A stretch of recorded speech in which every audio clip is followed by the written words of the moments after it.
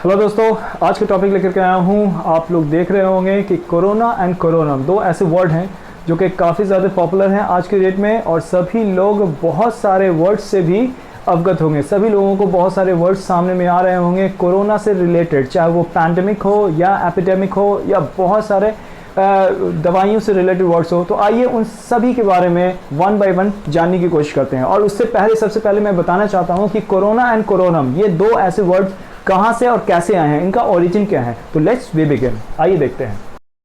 अगर हम डेफिनेशन की बात करें तो it has been derive from the Latin word, जिसका मतलब होता है क्राउन। ये लैटिन वर्ड से आया है जिसका मतलब होता है क्राउन। क्राउन का मतलब होता है ताज। तो कोरोनम उसी स्ट्रक्चर में से एक ताज को बोलते हैं।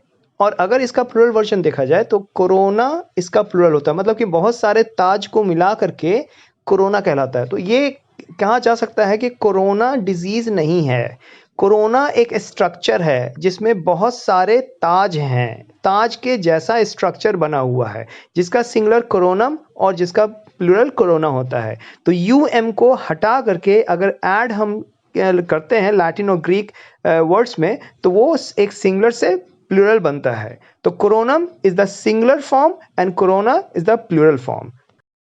यहाँ पर बहुत सारे और भी एग्जाम्पल दिए गए हैं जिसमें ग्रीक एंड लैटिन वर्ड का सिंगुलर से प्लूरल बनने का अलग अलग तरीका होता है। जिस तरीके से हम लोग इंग्लिश में S E S I S and V S जोड़ करके सिंगुलर से प्लूरल बनाते हैं, ग्रीक एंड लैटिन वर्ड्स के साथ में इसका थोड़ा सा डिफरेंट स्ट्रक्चर होता है। फॉर एग्जाम्पल अगर हम यू एम देखते हैं लास्ट में तो वो ग्रीक एंड लैटिन में सिंगुलर होता है, और उसी यू एम को हटा करके ए ऐड करते हैं तो वो प्लूरल फॉर्म ले लेता है। जैसे कि कोरोनम से बना कोरोना, बैक्टीरियम से बना बैक्टीरिया, मीडियम से बना मीडिया, पेंडुलम से बना पेंडुला, डेटम से बना डेटा। उसी तरह अगर ओ एन को हम देखते हैं लास्ट में तो वो सिंगुलर होता है, इस ओ एन को हटा करके ए ऐड करते हैं तो वो प्लूरल बन जाता है। जैसे फिनोमिनन फिनोमिना, क्राइटेरियन क्राइटेरिया। इसी तरह आई एस अगर देखते हैं तो वो सिंगुलर होता है, और आई एस को हटा करके अगर ई एस ऐड करते हैं तो वो प्लूरल बन जाता है। जैसे thesis thesis, basis basis, diagnosis diagnosis, crisis crisis. और उसके बाद हम लोग देखते हैं कि यूएस लास्ट में दिया हो तो वो सिंगुलर है, उसके यूएस को हटा करके आई ऐड करेंगे तो वो प्लूरल बन जाता है। जैसे radius radii, fungus fungi, syllabus syllable, cactus cacti, और भी बहुत सारे एग्जाम्पल्स हैं। उसी तरह ए अगर है लास्ट में उसे हम सिंगुलर मानते हैं, और ए को हटा करके अगर ई लगाते हैं तो वो प्लूरल होता है। जैसे कि formula formulae, vertebra and vertebrae. Formula एक सिंगुलर फॉर्म है, फॉर्मूली प्लूरल है। तो यहाँ पर ग्रीक एंड लैटिन वर्ड्स में जो सिंगुलर से प्लूरल बनाने का तरीका है वो थोड़ा सा डिफरेंट है। इंग्लिश में S E S I S and V S को ऐड कर करके हम लोग सिंगुलर से प्लूरल बनाते हैं, और लैटिन और ग्रीक में यूएम को हटा करके ए लगाने से वो सिंगुलर से प्लूरल बनता है, ओ एन को हटा करके ए लगाने से वो सिंगुलर से प्लूरल बनता है, और आई एस यू एस और ए को हटा करके ई एस आई एंड ई लगाने से वो सिंगुलर से प्लूरल फॉर्म लेता है। Now if I talk about कोविड-19 तो एक शॉर्ट फॉर्म है जिसका फुल फॉर्म होता है CO for corona, VI for virus and D for disease. ये 2019 में आया इसलिए इसके लास्ट में 19 लिखा होता है। तो कोविड-19 एक शॉर्ट फॉर्म है जिसका फुल फॉर्म होता है कोरोना वायरस डिजीज 2019। एपिडेमिक दो वर्ड से मिलकर के बना हुआ है, एक एपी प्लस डेमिक। एपी का मतलब होता है अपॉन एंड डेमिक का मतलब होता है people. If I talk about the meaning of that particular word तो इसका आप देख रहे हैं N outbreak of disease that is spread quickly and affect many individuals at the same time, जिसको हिंदी में हम लोग महामारी बोलते हैं। तो लोगों के बीच में बहुत तेजी से कोई बीमारी अगर फैलती है तो उसको हम लोग एपिडेमिक के नाम से जानते हैं।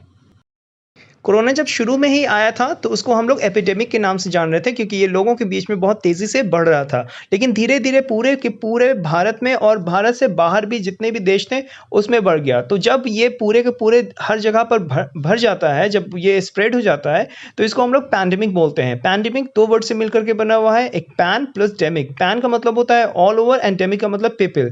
If I talk about the meaning of that particular word तो इसका मतलब होता है N outbreak of disease that occurs over a wide geographical area. Right ना, सारे जगह पर फैल जाना, जिसको हिंदी में हम लोग सर्वव्यापी महामारी बोलते हैं। महामारी मतलब कि लोगों में तेजी से फैलना, और सर्वव्यापी महामारी मतलब कि हर देशों में इस बीमारी का फैल जाना।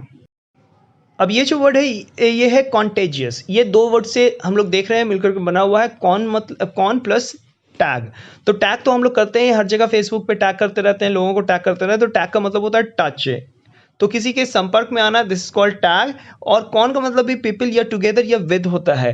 If I talk about meaning, तो मीनिंग है इजिली डिफ्यूज और spread as from one person to another, एक दूसरे से तेजी से कोई बीमारी जो टच हो करके गुजरती है उसको हम लोग कॉन्टेजियस बोलते हैं, जिसका हिंदी होता है संक्रामक। ये काफ़ी ज़्यादा हम लोग आजकल देख रहे हैं, पेपर में बहुत सारे न्यूज़ में भी हम लोग को सुनने को मिल रहा है। तो कॉन्टेजियस का मतलब होता है spreading from one person to another, जिसको हिंदी में संक्रामक बोलते हैं।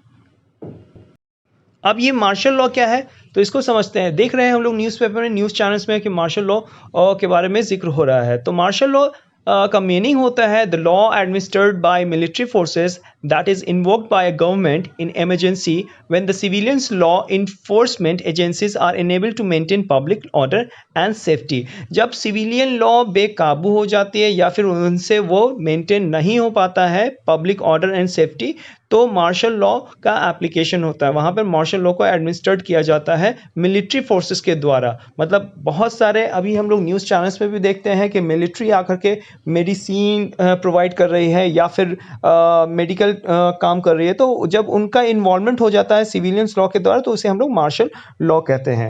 अब इस वर्ड से तो सभी लोग वाकिफ होंगे क्वारंटाइन से, तो इसके बारे में भी जान लेते हैं कि क्वारंटाइन का जो ओरिजिन है वो क्वाड्रेजिंटा वर्ड से है, जिसका मीनिंग होता है 40। ये एक लैटिन वर्ड है। The word quarantine comes from the Latin word quarantina means 40। छूत की बीमारी वाले व्यक्ति या पशु को दूसरे व्यक्ति या पशु से अलग रखने की अवधि, मतलब कि ये एक अवधि का नाम है क्वारंटाइन। एक अवधि मतलब कि ये किसी चीज़ों का नाम नहीं, ये अवधि एक टाइम पीरियड का नाम है क्वारंटाइन। एंड 40 जिसका मीनिंग होता है क्वाड्रेजिंटा, इसका एक रूट वर्ड है। तो दोस्तों फिर मैं नेक्स्ट क्लास में आप लोगों के लिए नए नए इन्फॉर्मेशन लेकर के आऊँगा, और भी बहुत सारे मज़ेदार कॉन्सेप्ट्स होंगे।